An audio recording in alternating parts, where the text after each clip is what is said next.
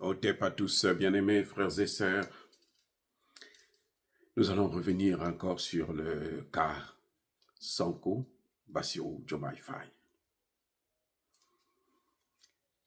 Vous m'avez critiqué avant même que ces deux bandits puissent être à la tête de l'État sénégalais. Parce que j'avais dit, j'avais prévu, j'avais prédit que eux là, il ne fallait pas compter sur eux, ils feront pire que leurs ancêtres Senghor et les autres. Effectivement, ils sont arrivés au pouvoir parce que le peuple sénégalais, la jeunesse sénégalaise s'est levée et la jeunesse sénégalaise a demandé qu'il y ait un changement radical. Mais ce n'était pas en fait leur volonté. Ils l'ont montré, ils l'ont dit, ils l'ont prouvé. Quand ils ont eu le pouvoir, leur première des choses était satisfaire les intérêts de la France, et notamment celle de Macron et des États-Unis. Grosso modo, les intérêts de l'OTAN et de l'Union européenne. Alors, maintenant, aujourd'hui, tout le monde a la preuve. Avec ces arrestations, 12 activistes ont été arrêtés parce qu'ils demandent le départ des forces françaises, parce qu'ils demandent l'expulsion de l'ambassadeur d'Ukraine au Sénégal. Cet ambassadeur, c'est celui-là même qui a déclaré que, en fait, c'était une bonne chose, qui a reconnu que l'Ukraine avait attaqué le Mali et que l'Ukraine devrait encore attaquer le Mali. Alors, c'est tout à fait normal, tout à fait légitime que,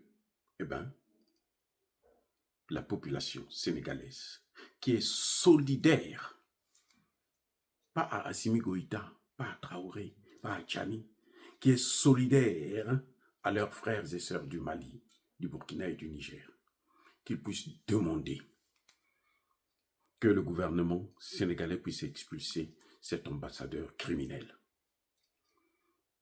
Il est complice, en fait, du terrorisme au Mali. Eh oui, l'Ukraine applique le terrorisme. L'Ukraine pratique le terrorisme. L'Ukraine est un pays terroriste. C'est un État terroriste qui devrait être traité comme tel. Et en Afrique, l'Ukraine n'a pas sa place avec de tels comportements. Nous avons assez subi et on ne peut pas continuer à subir. Je soutiens le peuple sénégalais. Je soutiens la jeunesse sénégalaise qui a décidé de prendre ses responsabilités et d'expulser, de demander l'expulsion de l'ambassadeur de l'Ukraine au Sénégal. Et vous voyez quelle est la réaction d'Ousmane Sonko et de Bassirou Diomaye Faye? C'est d'arrêter les activistes, des hommes et même des femmes. Le seul crime qu'ils ont dû commettre, c'est de marcher pour demander le départ des bases militaires, de la base militaire française, des bases militaires américaines. C'est un aveu d'échec de la politique totale, générale, complète d'Ousmane Sonko et de Bassirou Diomaye Faye. Vous savez, on ne peut pas, de notre temps, gérer un pays africain si on n'est pas panafricaniste. Soit vous allez faire couler le sang pour rien, soit vous serez obligé de vous plier. Et je voudrais tout simplement dire à la jeunesse sénégalaise que vous êtes sur la bonne voie et vous avez raison. Parce que ce qui est en train de se passer au Mali, si Ousmane Sonko et Bassirou continuent avec cette même politique,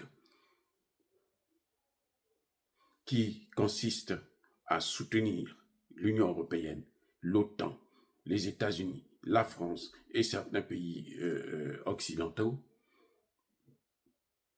pour venir créer l'instabilité, le chaos dans les pays du Sahel, croyez-moi, vous-même, le Sénégal, finira par tomber dedans.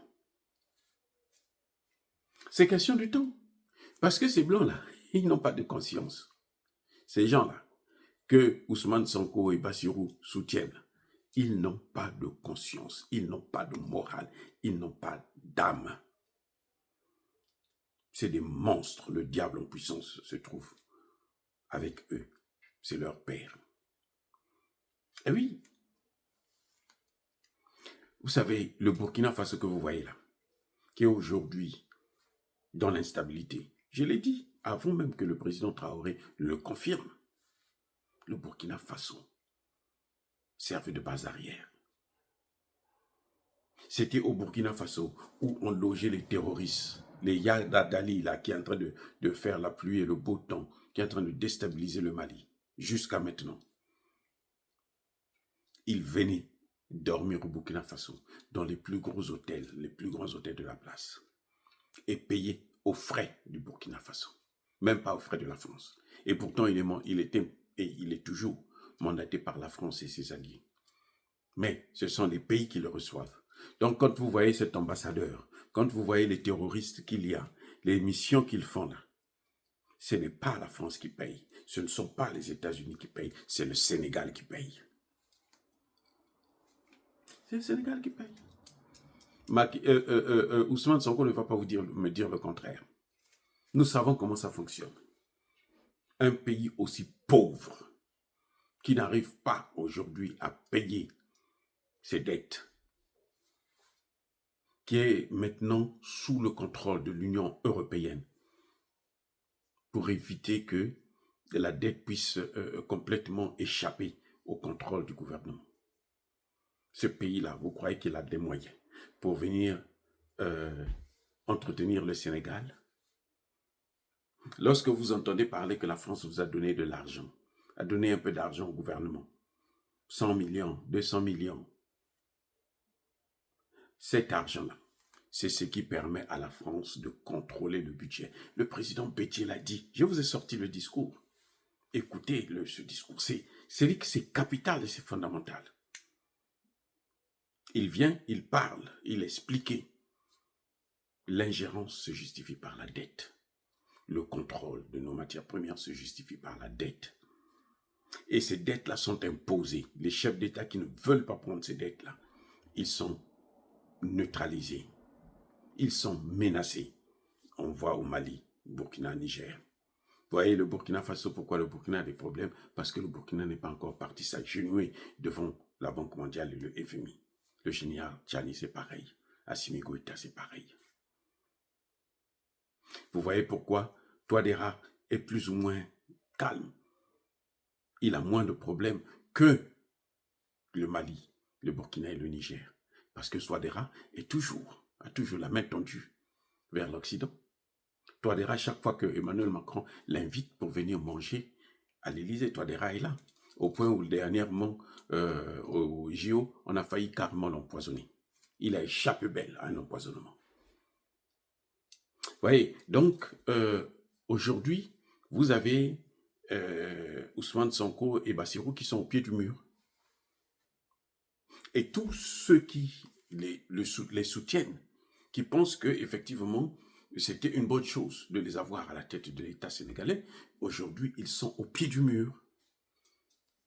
Parce que la jeunesse demande autre chose que ce qu'ils sont en train de faire.